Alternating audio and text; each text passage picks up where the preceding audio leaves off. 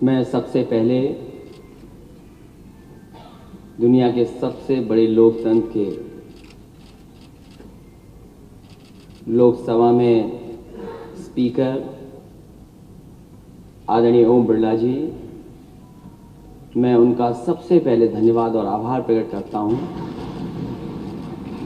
कि आप उत्तर प्रदेश की विधानसभा में आदरणीय स्पीकर साहब और सरकार के एक नई योजना के कार्यक्रम में शामिल हो रहे हैं, जहां उत्तर प्रदेश की ये सबसे बड़ी विधानसभा है।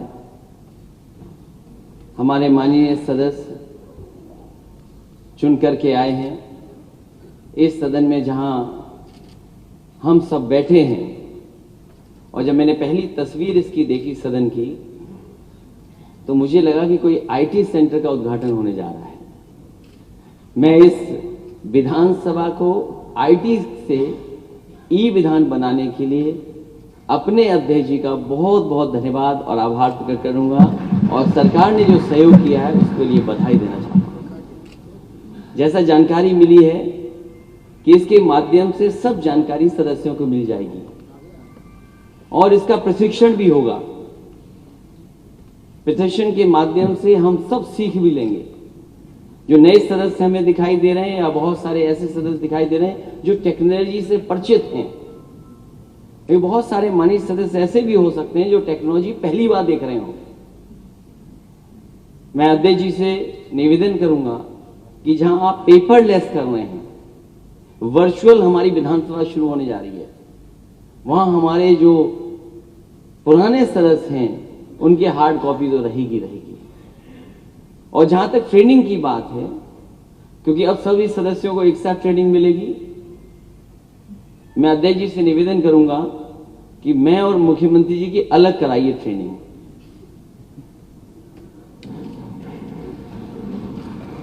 क्योंकि पता नहीं हम लोग जानेंगे चीजें कि नहीं जानेंगे, इसलिए अगर ट्रेनिंग से पूरा होकर के आएंगे तो इस टेक्नोलॉजी को समझ सकेंगे। और मुझे खुशी है कि सरकार इस तरफ ध्यान दे रही है कि जो आईटी का जितना भी इस्तेमाल करेंगे उतना ही ट्रांसपेरेंसी बढ़ेगी। मुझे याद है जब पुराने स्पीकर थे हमारे, उन्होंने भी शुरुआत की थी कि विधानसभा में जो हमारी लाइब्रेरी है उसको ई लाइब्रेरी बनाया जाए, कैसे नेटवर्किंग हो सके, जो हम आपस में कंप्यूटर से जुड़ सके।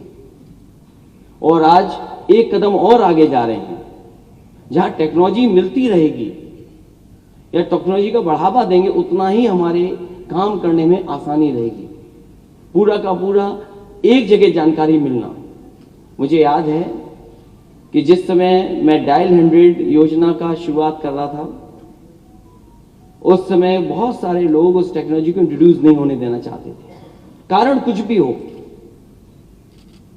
जब फाइल देखी गई तो उसमें बहुत बड़ी नोट लिखी हुई थी कि इस टेक्नोलॉजी के हो जाने से ये होगा।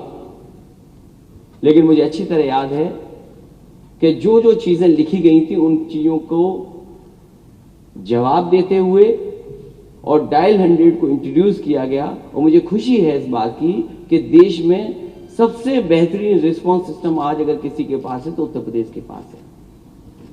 वहीं हेल्थ के सेक्टर में भी हेल्थ इंफॉर्मेशन शुरू किया गया था कि सीएससी में डॉक्टर अगर देख रहे हैं और देखने के साथ साथ उसको दवा क्या दी जा रही है। कई बार ऐसा होता था कि मरीज आए और डॉक्टर बैठे हैं, क्योंकि मरीज तब तक नहीं जाता जब तक उसको दवा नहीं मिल जाए। एक बार जब सरकार में थे तो मुझे जानकारी मिली कि मरीज बीमारी तो दिखा रहा है दूसरी और दवाई मिल रही है दूसरी। उस समय हेल्थ इंफॉर्मेशन जो सिस्टम लगा था उसके माध्यम से पता लग पा रहा था कि आखिरकार वहां सीएससी में हो क्या रहा है। इसी तरह जितनी भी टेक्नोलॉजी का इस्तेमाल होगा, मैं समझता हूं ट्रांसपेरेंसी, अकाउंटेबिलिटी, और जब हम लोग इस्तेमाल करेंगे तो शायद करप्शन भी कहीं ना कहीं हम दूर कर सकेंगे।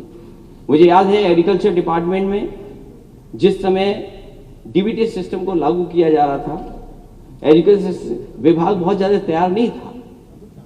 समाजवादी सरकार में पहली बार 1 करोड़ का डेटा तैयार किया गया था फार्मर्स का, और उसके इंट्रोड्यूस होने के बाद आज शायद उत्तर प्रदेश वो बड़ा प्रदेश होगा जिसमें सबसे ज्यादा किसानों को डीबीटी सिस्टम के माध्यम से, जो दिल्ली की सरकार योजना चला रही है उसके माध्यम से सीधा सीधा लाभ पहुंच रहा है।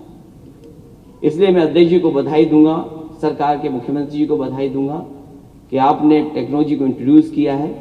इसी तरह और टेक्नोलॉजी का इस्तेमाल होगा तो कहीं ना कहीं चीजें और आसान होंगी, इंफॉर्मेशन और पहुंचेगी, लोगों तक पहुंचेगी, क्योंकि आज जो दुनिया है वो इसी टेक्नोलॉजी के सहारे चल रही है और टेक्नोलॉजी जितनी इंट्रोड्यूस होगी उतना ही जनता को लाभ मिलेगा। इसलिए इस मौके पर मैं देश के स्पीकर आदरणीय ओम बिरला जी का बहुत बहुत धन्यवाद देता हूं, हमारी विधानसभा के स्पीकर जिन्होंने लगातार प्रयास कर करके, मेहनत करके और कम समय में ये लागू करने का काम किया, उनको बहुत बहुत बधाई। मुख्यमंत्री जी उनको बधाई, और जितने भी अधिकारी कर्मचारी इसमें शामिल रहे हैं, जिनकी वजह से आज हम देख सकते हैं और देश में कह सकते हैं कि हमारी विधानसभा ई विधान हो गई है, ई विधानसभा है, मैं उनको भी बहुत बहुत बधाई देता हूँ।